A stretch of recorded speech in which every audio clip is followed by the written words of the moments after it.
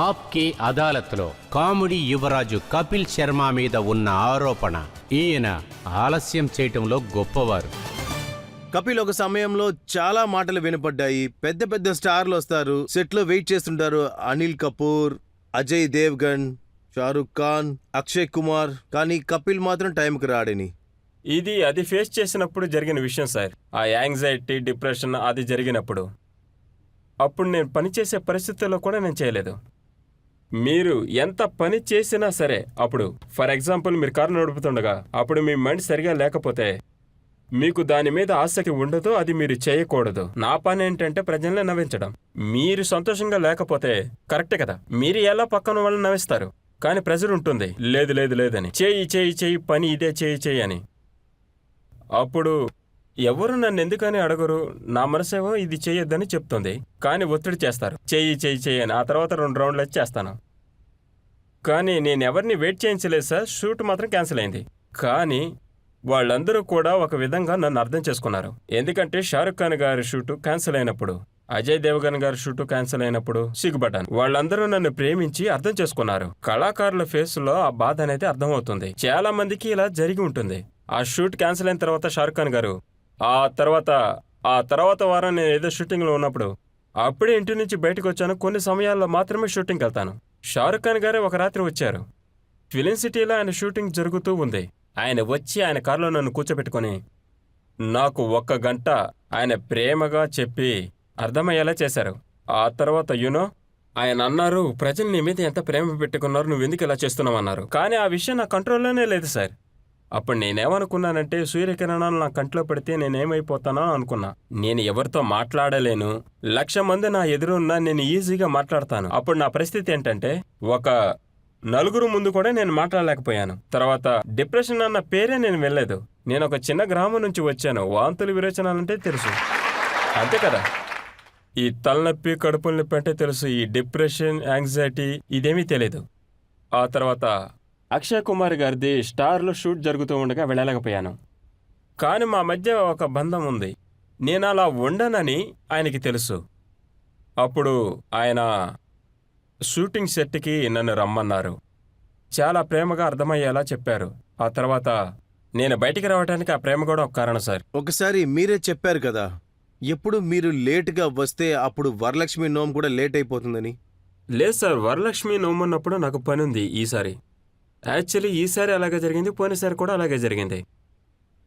ఇది ఎప్పుడూ జరిగేదే. చెప్పండి. ముందున్న వ్యక్తులు 1-2 త్వరగా వెళ్తారు, తర్వాత అందరూ లేట్గా వస్తారు. చెప్పాలంటే అందరిలో జరుగుతూ ఉంటుంది. తేడా ఉంటుంది. ఏదైనా సినిమాకి వెళ్ళినా లేక ఫంక్షన్కి వెళ్ళినా కూడా ఎలాగైనా ఒకే చైర్లో 2 కూర్చోవాలని అనుకుంటారు. కొన్నిసార్లు మీరు కూడా అలానే ఉంటారు. లేదా మీకు పెళ్ళే 5 సంవత్సరాలు కానివ్వండి, అప్పుడు పెళ్ళం ఫస్ట్ రోల్లో కూర్చుంటుంది, మొగుడు 30-40 రోల్లో కూర్చుంటాడు. 10 సంవత్సరాలు అయ్యాక భార్య ఫస్ట్ రోల్లో ఉంటే భర్త బాల్కనీలో ఉంటాడు. కాలం గడిచే కొద్దీ గ్యాప్ పెరుగుతూనే ఉంటుంది. నాకు తెలిసి జీవితానికి అందం అదే అనుకుంటున్నా సార్. అది జీవితం. లేదు, మీ అబ్జర్వేషన్ నేను అప్రిషియేట్ చేస్తున్నాను. ఏ చిన్న విషయాన్ని కూడా మీరు వదలరు. నేను చూశాను. కేవలం తుమ్ముతోనే మీరు ఒక ఎపిసోడ్ ఫుల్గానే పూర్తి చేశారు కదా సార్. దాని గురించా? అది ఒక సామాన్య వ్యక్తి తుమ్మే కదా. అవును, అతను నా ఫ్రెండే. మీరు చూశారంటే బాగా చదువుకున్న కోటి వేసుకున్న వాళ్ళని చూసుంటారుగా, వాళ్ళు తుమ్మే స్టైల్ వేరుంటుంది. వాళ్ళు పక్కకి తిరిగి తుమ్మారంటే పక్కనున్న వాళ్ళు కూడా తుమ్మినట్టు తెలియదు, సారీ అని చెప్తారు. కానీ మన వాళ్ళు ఉన్నారే, పక్కనున్న వాళ్ళని జరుపుతారు. వాళ్ళు తుమ్మే విధానం ఉంటుంది చూడండి, లోపల ఉన్న పేగులన్నీ బయటపడతాయి అనిపిస్తుంది. అలాగే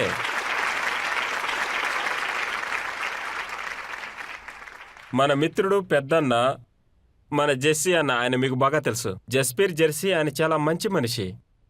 ఆయన ఒకళ్ళ ఇంటికి వెళ్ళాడు. ఆయన వెళ్ళిన ఇంటి యజమానికి చిలక అంటే చాలా ఇష్టం. చిలకను పెంచుకుంటూ ఉన్నారు. అది ఎలా వచ్చి కూర్చుంటుంది. అది ప్రేమగా మన మీద ఒకటికి పోతుంది. ఈయన ఆయనతో, మీరు పెంచుతున్నారా అని అడిగారు. 6 నెలలుగా పెంచుతున్నాను, ప్రేమగా ఉంటుందన్నారు. ఈ సమయంలో జెస్సీ అన్నకి తుమ్మొచ్చింది. ఆయన భయంకరంగా తుమ్మారు చూడండి. పాపం ఆ చిలక ఎక్కడికి పోయిందో తెలియదు.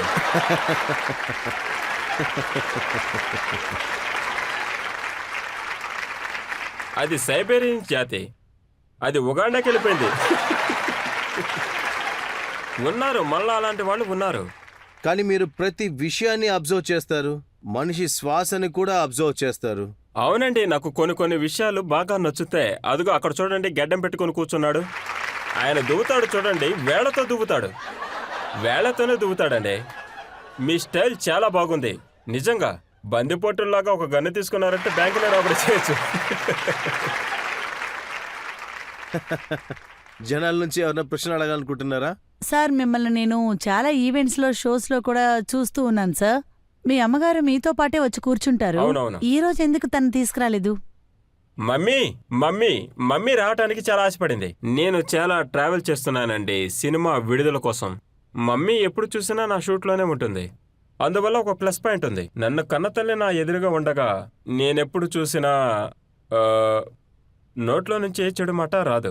ఎందుకంటే మన షోస్ని ఫ్యామిలీ చూస్తారు. మా అమ్మ ఎదురుగా ఉన్నప్పుడు నాకు ఫిల్టర్లా ఉంటుంది. ఆన్లైన్ ఎడిట్ జరుగుతూనే ఉంటుంది. మీరు రికార్డ్ చూసారంటే అందరికంటే ఎక్కువగా మైక్ చేతిలో పట్టుకుని మీరు రికార్డ్ సృష్టించారు, ప్రపంచంలోనే రికార్డ్ చేశారు. ఈ విషయం ఉంది కదా, ఇది మీ అమ్మ దగ్గర నుంచి నేర్చుకున్నారా? ఎందుకంటే నేను చూశాను, మీ అమ్మగారి చేతికి మైక్ వెళ్తే అసలు ఆమె వదలటలేదు కదా. అవును, ఈ న్యూ ఇయర్ ప్రోగ్రాం అప్పుడు జెస్సీ అన్న అప్పుడు ఉన్నారు. ఆయన అమ్మకి మైక్ ఇచ్చారు.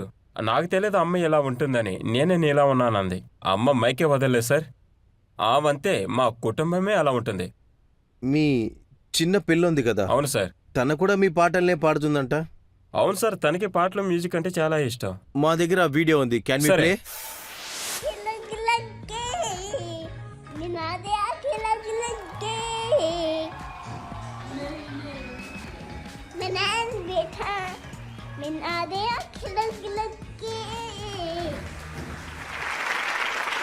తనకి సరిగ్గా పాట రాలేదు. మేనాకి లగే లగే అంది. తనకి చాలా ఇష్టం సార్. ఇప్పుడు 3 సంవత్సరాలు. అయితే మమ్మీలో ఉంది, కపిల్లో ఉంది, కూతురులో కూడా ఉంది. అవును సార్. అయితే ఇది మ్యానుఫ్యాక్చరింగ్ డిఫెక్టా? ఫ్యామిలీ మొత్తం ఉంది. అవును సార్, ఉంది. అది జీన్లోనే ఉంది. మా నాన్నగారు ఒక కళాకారుడు. నాన్నగారికి పోలీస్ జాబ్ అంటే చాలా ఇష్టం. నాన్నగారికి సినిమాల్లో నటించడం అంటే చాలా ఇష్టం. మ్యూజిక్ కూడా ప్లే చేస్తారు. మా నాన్నగారు కూడా అంతే. అందువల్ల మీరు చెప్పొచ్చు సార్, మ్యానుఫ్యాక్చరింగ్ డిఫెక్ట్ అనే చెప్పొచ్చు. అవును, మా ఇంట్లో అందరూ కళాకారులే. నేను ఒక విషయం విన్నాను, మీ అమ్మగారు పై ఇంటికెళ్ళి పాట పాడి ఫీజు తీసుకున్నారంట. లేదు, మా అమ్మగారికి ఫోక్ తెలుసు. పంజాబీలో ఫంక్షన్లో పాట పాడతారుగా, పెళ్ళిళ్ళలో. అమ్మకి చాలా మంచి ఫోక్ సాంగ్స్ తెలుసు. అమ్మ ఒకరోజు ఇంట్లో ఉన్నప్పుడు పైన ఫ్లోర్లో ఉన్న ఒక ఆయన వచ్చి వాళ్ళ ఇంటికి వెళ్ళి పాట పాడి వచ్చింది. ఆయన ఎలా అంటే మా అమ్మని వాళ్ళమ్మలా అనుకుంటాడు. ఒక ప్రేమ ఉంటుంది కదా పంజాబీ వాళ్ళకి. అమ్మకి 11,000 ఇచ్చి ఆశీర్వాదం తీసుకున్నాడు. అమ్మ కిందకొచ్చి వాళ్ళ ఇంట్లో పాడాను బాబు, ఆయన నాకు డబ్బులు ఇచ్చారని చెప్పింది. అమ్మ ఆయన నీకు ప్రేమతో ఇచ్చాడన్నాను, లేదు పేమెంట్ ఇచ్చాడంది. మీకు ఇది బాగా అలవాటైపోయింది కదా, అమ్మని కూడా చూడకుండా ఆట పట్టించడం, గిన్నిని కూడా ఆట పట్టించడం, అర్చన పురణ్ సింగ్ని కూడా ఆట పట్టిస్తున్నారు. అర్చన పూరన్ సింగ్కి డబ్బు అన్నది దక్కింది, కానీ మా అమ్మకి డబ్బు కూడా రాలేదు. నేనేమనుకుంటున్నానంటే సార్, మనల్ని మనమే ఎగతాళి చేసుకుంటే ఎదుటి వాళ్ళు ఎగతాళి చేస్తారు. ఎదుటి వాళ్ళని మాత్రమే ఎగతాళి చేస్తే ఎలా సార్? సార్, బ్రతికేదే కొంతకాలం. ఈ కొంతకాలం నవ్వుతూ బతకొచ్చుగా, లేదంటే జీవితమే పెద్దగా కనబడుతుంది. బాధపడితే అంతే. ఇప్పుడే చూడండి, చాలామంది బయట, చాలామంది మొఖాల్లో సంతోషం ఎక్కడ? మీరు సిగ్నల్ కాడ గమనించారంటే చాలామంది మొఖాలు ఎలా ఉంటాయి? కొన్ని సమయాల్లో మన మూడు ఎలా స్పాయిల్ అవుతుందంటే, పచ్చలైటు పడ్డా కూడా వెళ్ళిపోరు. మనం అరిచి చెప్పాలి, దీనికి పైన పచ్చదవ్వదు వెళ్ళమని. అందరూ టెన్షన్లో ఉంటారు. అందువల్ల ఎంత సంతోషంగా ఉంటామో అంత మంచిది. కపిల్ మీతో మాట్లాడుతూ ఉంటుంటే ఆప్కే అదాలత్లో సమయం అయింది అసలు తెలియట్లేదు. అంతేనా? కేసు అయిపోయిందా? వావ్.